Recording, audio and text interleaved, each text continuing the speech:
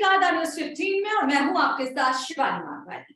तो जैसे कि हम सहारा से जुड़ी डेली अपडेट्स आपके लिए लेकर आते हैं, तो आज और नई अपडेट्स देने के लिए हमारे साथ जुड़ रहे हैं अनिल सिंह, जो कि राष्ट्रीय प्रवक्ता है ऑल इंडिया जन आंदोलन के। सर, बहुत बहुत स्वागत है आपका। नमस्कार मैडम। अनिल, जैसे कि आप बिहार से हैं, तो बिहार में सहारा को लेकर क्या स्थिति बनी हुई है?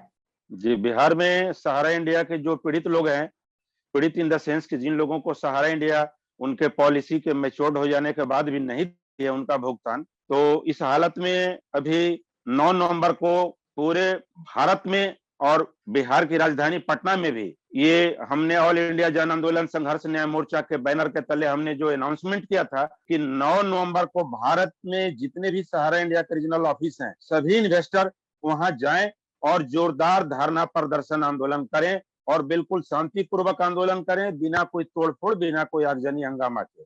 और सभी इन्वेस्टर अपने साथ अपने जितने भी पॉलिसी हैं उनका फोटो स्टेट पेपर और अपने आईडी प्रूफ और एक एप्लीकेशन लिख करके लाएं। तो ऐसा ही हुआ मैडम कि हमारे कंकड़बाग में हम लीड कर रहे थे, सभी लोग अपने अपने जगह अपने अपने रीजनल ऑफिस का घेराव कर रहे थे। तो मैं बाहर था, तो बिहार स्टेट से, जैसा कि आपको मालूम है कि मैं इस आंदोलन को सिर्फ लीड करने के लिए मैं सारे काम छोड़ करके आया और मुझे मौका मिला। मैं पटना रीजनल ऑफिस जो हमारे कंकड़बाग में है, ओल्ड बाईपास पे, जो कि चेनेटर पुल से अगम कुआं की ओर जाती है, वहां इसका ऑफिस था। वहां गए और वहां काफी जोरदार और शांतिपूर्वक धरना प्रदर्शन का कार्यक्रम किया गया। अनिल, जो आपके द्वारा जो 15 नवंबर को जो घेराव होने जा रहा है जोनल ऑफिस का, उसके बारे में विस्तार से जानना चाहूंगी। जी, 9 तारीख की घटना को मैं बता दूं कि क्या वो एक क्या गड़बड़ी वहां हुई। 9 तारीख को रीजनल ऑफिस में क्या प्रॉब्लम हुआ सो मैं बताता हूँ। जब हम लोग रीजनल ऑफिस गए, 10 बजे हम पहुंच चुके थे। हमने अपना प्रोटेस्ट करीब करीब 10:30 पौने 11 में चालू किया, यानी कि जो जिंदाबाद मुर्दाबाद जो भी कहना था, नारेबाजी। तो मैंने देखा कि 10 बजे थाना कंकड़बाग की पुलिस आ चुकी थी और एक नहीं 2 गाड़ियां आई थी और मोबाइल वाले जो पेट्रोलिंग में रहते हैं, और धीरे धीरे इनकी संख्या बढ़ती चली गई और हमारे जो जो इन्वेस्टर है साथी वो भी आते गए। जब हम अंदर गए तो ब्रांच ऑफिस बंद, ये जो रीजनल का जो ऑफिस है वो बंद था, उसमें भारी भारी बड़ा बड़ा ताला लगा दिया था और अंदर से मुश्किल से 1-2 स्टाफ आवाज दे रहा था, बोलता है कोई नहीं है जी, सो आज ऑफिस बंद है। तो हमें जानकारी थी कि ये लोग हमारे साथ कुछ धोखा करेंगे और आज भाग जाएंगे, चूंकि इनको मालूम है कि 9 तारीख को रीजन का घेराव होना है। तो मैं बता दूं मैडम कि सहारा इंडिया की आज कितनी बुरी स्थिति है। मैं इस पे लाइट दे देता हूं फिर 15 तारीख को, बस 1 मिनट में। देखिए, पटना बिहार की राजधानी है और सहारा इंडिया को अगर सबसे ज्यादा अगर कमाई हुआ है तो सबसे पहले झारखंड स्टेट से हुआ है, उसके बाद में बिहार की राजधानी पटना से हुआ। लेकिन अब देखिए सहारा की हालत कितनी खराब हो गई। 1 साल में मैं बता दूं मैडम कि कंकड़बाग रीजनल ऑफिस में 3 रीजन को मर्ज किया गया। फुलवारी शरीफ एक अलग रीजनल ऑफिस था, पटना साहिब एक अलग रीजनल ऑफिस था और राजधानी में बिल्कुल सेंटर में कंकड़बाग में, जो बहुत मोस्ट पॉपुलेटेड एरिया है, जिसमें ग्रेड 1, ग्रेड 2, ग्रेड 3 हर तरह के इनकम होल्डर उसमें निवास करते हैं और मध्यम वर्गीय और हाई सोसाइटी वाले भी वहां रहते हैं और बहुत अच्छे जगह पे पॉश एरिया में वो ऑफिस है। मैडम मैं बता दूं कि 3 रीजनल ऑफिस क्लोज करके 1 रीजनल ऑफिस बनाया गया। इससे सहारा के इन्वेस्टरों को समझ में आ जाना चाहिए कि 3 रीजन ऑफिस को मर्ज करके 1 में बनाया गया और वो भी रीजनल मैनेजर भाग गए। ये बहुत दुख का विषय है और इन्वेस्टर को जाग जाना चाहिए और आपकी मीडिया इसमें जो बहुत काम कर रही है, ये बहुत पुण्य का काम है। इसलिए मैं द न्यूज़ 15 आपको और मीडिया को और पर्सनली मैं सबको नमस्कार करता हूं कि आपके मीडियम से, कि आपके मीडिया से सारी बातों का खुलासा करने का मुझे सौभाग्य प्राप्त हुआ। देखिए, मैं बता दूं कि पटना में किसी समय में हर 2 से 5 किलोमीटर पर एक फ्रेंचाइजी ब्रांच हुआ करता था और उस फ्रेंचाइजी के सीनियर होते थे ब्रांच, जो मदर ब्रांच जो उसको बोलते हैं, उसके ऊपर सेक्टर ऑफिस होते थे। सोच लीजिए कि जब 3 रीजन को मर्ज करके 1 बनाया गया तो बाकी सेक्टर और फ्रेंचाइजी ऑफिस का क्या बुरा हाल है, यानी कि सब क्लोज कर दी गए। मतलब सहारा इंडिया धीरे धीरे डब्बा पैक होती जा रही है, बंद होता जा रहा है। इनका जो ऑफिस का जो कार्यकलाप है, इनका ये कहे कि इनकी दुकानदारी बंद हो रही है और इन्वेस्टर अब भी हमारे जितने आने चाहिए उतना नहीं आए। हम 1 महीना से घोषणा कर रहे थे मुश्किल से लगता है 1000-1500 लोग हमारे कंकड़ाबाग रीजन में आए थे, जबकि हकीकत है कि 1000-1500 से ऊपर तो सिर्फ वहां एजेंटों की संख्या होनी चाहिए थी। उतने एजेंट भी नहीं आए, इन्वेस्टर आए। और मैं बता दूं कि इन्वेस्टरों ने हमको जो कागज जो दिया है, मैं आपको दिखला देता हूँ। ये बंडल हमारे पास में है। अगर इसको वजन करेंगे तो कम से कम 1.5-2 किलो का वजन होगा। ये सब इन्वेस्टरों के है। मैं इनकी आईडी प्रूफ आपको दिखला देता हूँ। ये हमको इन्वेस्टरों ने दिया कि सर, अगर हमारा पेमेंट नहीं देने के लिए कोई एग्रीमेंट अगर यहाँ का रीजनल मैनेजर नहीं करता है, तो सर हमारे इस सब डॉक्यूमेंट को आप ले लो और कंकड़ाबाग थाने में चल के केस करो। वहां जो थाना के जो इंचार्ज आए हुए थे, नाम नहीं बताऊंगा, वो आए हुए थे। उनसे हमारी बात हुई। हमने कहा कि आप हमारी बात करवाइए, ऑफिस के अंदर काफी लोग छिपे हुए हैं, हमारी रिपोर्ट है। तो आधे घंटे तक हम बकझक करते रह गए, उनको समझाते रह गए। और वो रीजनल ऑफिस के जो कर्मचारी थे, वहां 3 बंदे बोलते हैं हम 3 ही हैं, लेकिन हमारी रिपोर्ट थी पक्की कि आदमी काफी हैं और यहाँ कोई ब्रांच मैनेजर भी छुपा हुआ है करके। ये हमारे पास अपनी इंटेलिजेंस रिपोर्ट थी हमारे अपने मेंबरों से, क्योंकि हमने भी गतिविधि रखनी शुरू कर दी थी सुबह से ही। बता दूं मैडम, ये बार-बार सहारा से भी एम्बार्गो का ये रोना रो रहे थे। तो हमने जब दरोगा जी को जब केस की जब कागज जब दिखलाई कि देखिए ये रहा सहारा से भी और एम्बार्गो का मैटर, तो इस तरह की जो डॉक्यूमेंट मैंने मीडिया पे पहले भी जानकारी दी थी, हमने इसको जब दिखलाया, तो वो जब देखे ऑर्डर को तो आग बबूला हुआ। उसके बाद में किसी तरह ताला खुलवाया गया। हम जब अंदर गए तो दर्जन भर से ऊपर अधिकारी थे, कुछ ब्रांच मैनेजर वहां छुपे हुए थे, रीजनल मैनेजर फरार था। किसी भी अधिकारी ने कोई एग्रीमेंट नहीं किया। तो हमने कहा कि अब दरोगा जी हम चलेंगे अब आपके कंकड़ाबाग थाने और जिंदाबाद मुर्दाबाद करते हुए हम नारे लगाएंगे और केस लॉन्च करेंगे। उन्होंने हमको हाथ जोड़ा और कहा कि हम एसपी से बात करते हैं, एसपी से जब डील हो जाती है पूरी, यदि मैनेजमेंट पैसा देने के लिए तैयार हो जाता है, आपको कुछ बॉन्ड लिख देता है 15 दिन 1 महीना में, तो ठीक है, वरना आप 1-2 दिन में केस कर दीजिए। और मैडम अभी तक कागज मेरे पास है। उनके कोई अधिकारी एग्रीमेंट करने के लिए तैयार नहीं है, तो अगले 24 घंटे में हम केस करेंगे। अनिल जी, मैंने आपकी सारी बातें सुनी है और कहीं ना कहीं हम सहमत भी हैं कि आपकी जो है कार्रवाई नहीं हो रही है। लेकिन मेरा सवाल आपसे ये था कि जो 15 तारीख को जो जोनल ऑफिस का घेराव होने जा रहा है, मैं उसकी जो रणनीति है, क्या कुछ आप करने वाले हैं, उसको लेकर मैं जानना चाहती थी। वेल क्वेश्चन मैडम, बहुत अच्छा आपने प्रश्न उठाया। मैं इस प्रश्न को थोड़ा सा आपके पहले बार जब आपने पूछा तो थोड़ा सा हमने इसको बाईपास किया, इसलिए कि आपके मीडियम से आपके मीडिया से ये मालूम होनी चाहिए पूरी दुनिया को कि सहारा में चल क्या रहा है, हो क्या रहा है। 9 तारीख को हुआ क्या पटना बिहार की राजधानी में, जहां एक से एक ऑफिसर बैठे हुए, एक से एक बड़ी-बड़ी मीडिया, किसी ने कोई खबर नहीं दिया सिवाय कि आप और हमारे कुछ जो है यूट्यूब के हमारे कुछ 4-5 जो चैनल आए थे। अब मैं बताता हूँ 15 तारीख की रणनीति। हमने जो घोषणा कर रखा है, हम उसी चरणबद्ध कार्यक्रम के तहत 15 तारीख को हमने ये घोषणा किया है। और मैं बता दूं कि मेरा पहले तो आप ये परिचय देख लीजिए, जान लीजिए आईडी कार्ड, जिससे कि प्रूफ हो जाए कि मैं हूं कौन। मैं ऑल इंडिया जन आंदोलन संघर्ष न्याय मोर्चा का मैं पार्टी प्रवक्ता हूं और लीगल सेल का एडवाइजर हूं। तो हमने घोषणा कर रखा है कि पूरे भारत के जितने भी जोनल ऑफिस हैं, वहां सभी इन्वेस्टर आए और शांतिपूर्वक धरना प्रदर्शन करें और अपने साथ अपने तमाम डॉक्यूमेंट के फोटोकॉपी लाए, ओरिजिनल कोई नहीं लाएगा, और आईडी प्रूफ लाएं। और जोनल ऑफिस में घेराव करना है। हमारी तरफ से उनको गाइडलाइन है कि आप 3 दिन किसी भी कीमत पे जोनल ऑफिस में डटे रहेंगे, दिन और रात, खाना पीना सोना आराम करना सब कुछ आपका वहीं होगा।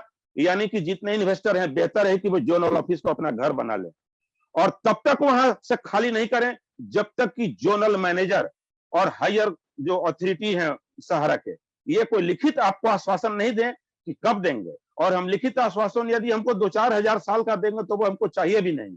हमको 15 दिन 1 महीना के अंदर वो कैसे पेमेंट देंगे, वो जब रोड मैप देंगे तब हम जाएंगे। लेकिन सिर्फ जोनल मैनेजर के लिखने से भी हम जोनल ऑफिस खाली नहीं करेंगे।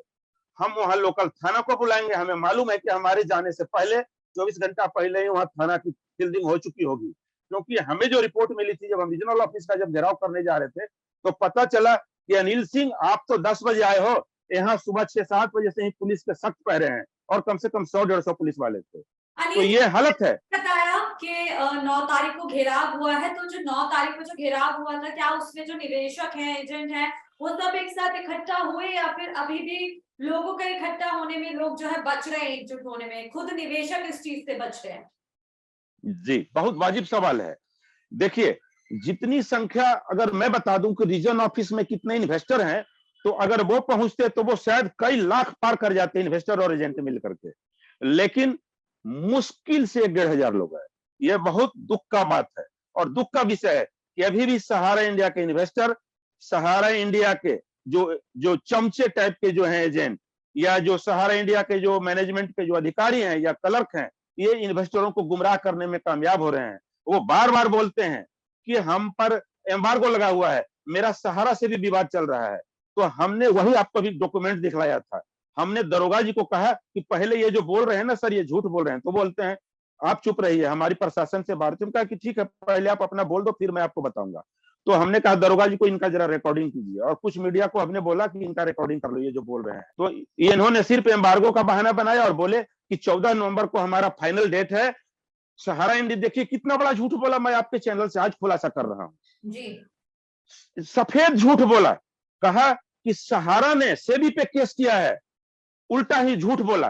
वो उनका कहना था मैनेजमेंट का स्टाफ का, वो भी वीडियो में वायरल करूंगा। सहारा का स्टाफ बोल रहे थे कि सहारा से भी विवाद जो है वो क्या है, हम सहारा वाले हैं, हमने सेबी पे केस किया है, 25,000 करोड़ मिलेगा, 14 नवंबर को डेट है, वो मिलेगा तब हम पूरी भारत के इन्वेस्टरों को बांटेंगे। हम कहा कि बोल लिए, तो बोलते हैं कि हाँ। उसके बाद हमने कहा कि अब सुनो मैं कौन हूं। उसके बाद हमने आई कार्ड अपनी ये वकील वाली लहराई और हमने कहा कि सुनो, मैं वो वकील हूं जो पटना हाई कोर्ट से तुम्हारे सुब्रत राय को अरेस्ट वारंट करवाया था। मुझे झूठ बोल सकोगे? हमने कहा कि अब मैं तुम्हें बताता हूं, तुम्हें तो मैं अभी अंदर करवाऊंगा इस दरोगा के पास केस लेकर के, और अनिल दरोगा बचाएगा तो इस दरोगा को लपेटूंगा। और जब उनको ये ऑर्डर दिखला दिया कि यह सेबी और यह एम्बार्गो का मैटर, अब तुम झूठ बोलना बंद करो, तो कहते हैं अच्छा ठीक है। तो मैंने कहा गेट खोलो, बात करेंगे। फिर गेट खोल करके बात किए तो उन्होंने काफी क्षमा मांगा कि हम शर्मिंदा हैं कि हम आपको वकील साहब गुमराह किए और प्रशासन के सामने झूठ बोला। प्रशासन ने भी वहां उनकी वीडियो बना ली। हमने कहा कि इनका जरा वीडियो बना लो, ये झूठ बोल रहे हैं और इस झूठ के आधार पर इन तमाम कर्मचारियों को अंदर किया जा सकता है जो सहारा के कर्मचारी होकर के ऑफिस में जनता को झूठ बोल रहे थे। एक्चुअली क्या है, कोर्ट ऑफ कंटेम्प्ट का मैटर चल रहा है। अनिल जी, जो हमारे दर्शक है वो सब चीजें जानना चाहते हैं, तो मैं ये पूछना चाहती हूँ कि जो बिहार के लोगों का कितना पैसा बकाया है सहारा पर? बहुत एक्सप्लोसिव क्वेश्चन है और शायद हम इसका 100% सही जवाब नहीं दे पाएंगे, ये ऑडिटिंग का विषय है। लेकिन मैं बता दूं, अगर ये आंकड़ा जोड़ेंगे तो पूरे सिर्फ बिहार की राजधानी पटना का जोड़ेंगे तो एक नहीं कई लाख जो है कि करोड़ से ऊपर का पेमेंट है। इसलिए मैं यह दावा कर रहा हूं कि हमारे रेसिडेंस से जो रेडियस बोलते हैं गोलंबर, जैसे हम ये हाथ में जैसे कड़ा पहनते हैं या चूड़ियां होती है, जो भी है, तो एक गोलाकार होता है। तो हमारे रेसिडेंस से यदि पूरे रेडियस में 1 किलोमीटर के रेसिडेंस का अगर रेडियस देखा जाए तो कम से कम 4 से 5 फ्रेंचाइजी ऑफिस हैं। अभी तो बंद है, लेकिन थे और हैं अभी भी वो ऑफिस, डॉक्यूमेंट गायब नहीं हुए हैं, ताला बंद है, वहां जल्दी कोई स्टाफ आता नहीं है। और एक छोटा सा फ्रेंचाइजी ऑफिस दिसंबर के महीने में, ये तो नवंबर है मैडम, दिसंबर के महीने में 1 करोड़ से ऊपर का बिजनेस करता था, और बाकी 11 महीने में कितना हजार कितना लाख करोड़ का बिजनेस करता होगा ये समझ लीजिए। ये सहारा का इनकम था। इसलिए मैं दावे से करता हूं कि 2012-14 से एवरेज किसी को भी, पूरे भारत के किसी भी इन्वेस्टर को उनको 100% नहीं मिला है। अगर इसकी भारत सरकार आज के डेट में ऑडिटिंग करा ले, ऑडिटिंग कराने का 2 तरीका है, मैं आपके चैनल से बता दूं, भारत सरकार को मैं जानकारी दूं। लखनऊ हेडक्वार्टर पे वो अपनी रेड मारे और पूरे भारत के जोनल ऑफिस पर रेड मारे, एक साथ एक ही दिन एक ही समय, और अपने जो ऑडिटिंग विभाग है सेंट्रल गवर्नमेंट, वो अपनी ले जाए खुफिया एजेंसी को और सबको सील कर दे और तमाम डाटा जब्त कर ले। मैं बता दूं कि आज ये कई लाख करोड़ का घपला मिलेगा, आजाद भारत का सबसे बड़ा घोटाला निकलेगा। अगर पेमेंट नहीं हो रहा है तो मैडम ये घोटाला ही है जी। और क्या बताना चाहेंगे अनिल, कि जैसे कि जो 15 तारीख को जो भुगतान होने वाला है, आप लोगों को कैसे जागरूक करना चाहते हैं? क्या कुछ चीजें बताना चाहते हैं कि जिन लोगों को ये चीजें नहीं पता है, मैं निवेशकों की बात कर रही हूँ, तो उनको क्या आप बताना चाहेंगे कि वो 15 तारीख को जो घेराव है उसमें सफल हो सके? मैं आपके चैनल से तमाम ऐसे सहारा के इन्वेस्टरों को मैं कहना चाहूंगा कि जिनको सहारा ने गुमराह किया है, कृपया द न्यूज 15 को देखने की गलती करें। ये एक ऐसी मीडिया है जो सहारा का बाल का खाल जानती है। हमारे इस मीडिया के जो प्रभारी हैं, जो वरिष्ठ हैं, संवाददाता या एडिटर, इनको आप जो कहिए चीफ एडिटर, ये कभी किसी समय में सहारा इंडिया लखनऊ में काम कर चुके हैं और लखनऊ हेडक्वार्टर में बैठ कर सहारा का मीडिया का काम संभाला है। तो इन्वेस्टर और एजेंट साथियों को मैं बता दूं, जो लोग सहारा इंडिया में काम कर चुके हैं, वो चाहे एजेंट हो या मीडिया से हो या सहारा के जो पुराने इन्वेस्टर हैं, 20, 25, 30 साल पुराने इन्वेस्टर, उनको सहारा की हर गतिविधि मालूम है। नए इन्वेस्टरों को शायद जानकारी नहीं होगी, नए एजेंट को नहीं मालूम होगी, जो मीडिया में नए नए लोग आए हैं उनको नहीं मालूम है। और हमेशा आपकी मीडिया इस आवाज को उठाती रही है और हम जैसे पीड़ित लोगों को आपने मौका दिया अपने मंच के माध्यम से जानकारी देने के लिए। इसलिए मैं कहता हूं इन्वेस्टरों को, कृपया आप ऐसे लोगों पे विश्वास करना सीखें और विश्वास कीजिए जो किसी भी संस्था में 10 साल, 20 साल, 30 साल, 40 साल गुजार चुके हैं। चूंकि वो जो बोलेंगे वो सही जानकारी देंगे। वो जो कहते हैं ना, कोर्ट में रोज कसम खिलवाई जाती है, वो कुरान, गीता, रामायण, इस पे हाथ धरवा करके बोला जाता है कि गवाहों को कि बोलो, जो बोलेंगे सत्य बोलेंगे। हकीकत में कोर्ट में हर आदमी, हिंदू, मुस्लिम, सिख, ईसाई कोई भी हो, अपने धार्मिक ग्रंथ पे हाथ रख के बोलता है मैं जो बोलूंगा सच बोलूंगा। लेकिन मैं बता दूं कि वो सिर्फ झूठ बोलता है और अपने फेवर में बोलता है। मगर मीडिया जो होती है कभी झूठ नहीं बोलती है, कभी गलत नहीं बोलती है, कभी गुमराह नहीं करती है। क्यों? मीडिया भारत की चौथी स्तंभ है। जो ये आंख है ना, ये आंख देखता है और तब दिमाग समझता है, लाल पीला हरा उसके रंग का बोध होता है। तो मीडिया पे लोगों को भरोसा करना चाहिए। और मैं बता दूं कि सुब्रत राय की नीयत इतनी इतनी गंदी है कि कोई भी मीडिया या टेलीविजन मीडिया हो या प्रिंट मीडिया हो, जहां सहारा के इन्वेस्टरों के सपोर्ट में 2 लाइन लिखा नहीं, 2 लाइन बोला नहीं, कि उस पे ये स्ट्राइक करवाते हैं, बोलते हैं कि ये मेरे विरुद्ध प्रोपेगेंडा कर रहा है और उस पर डिफामेशन का केस ला देते हैं। और जब डिफामेशन का केस जब ठोकते हैं और जब इनको कोर्ट के माध्यम से जब इनको नोटिस का जवाब नोटिस से दिया जाता है, तो फिर ये घर के पिछवाड़े में जाकर छुप जाते हैं, क्योंकि इनके मालूम है ये कोर्ट का सामना नहीं कर सकेंगे। ठीक है अनिल जी, जिस तरीके से आपने हमें जो जानकारी दी, जाहिर सी बात है जो भी दर्शक और जो भी निवेशक ये वीडियो देख रहे होंगे तो वो इस चीज को, जो भी आपने बताया कि 15 तारीख को क्या करें क्या ना करें और हिम्मत के साथ एकजुट होकर इस लड़ाई को लड़ें, तो जाहिर सी बात है आप सफल होंगे। तो जो भी निवेशक ये देख रहे हैं इस चीज को जरूर फॉलो करें। तो साथ ही बहुत बहुत शुक्रिया हमारे साथ आज जुड़ने के लिए अनिल। हमारे पास समय की कमी होते हुए हमें अपना कार्यक्रम यही समाप्त करना होगा। तो आपके साथ फिर जुड़ेंगे नए अपडेट्स के साथ, तो बने रहिए न्यूज़ 15 के साथ।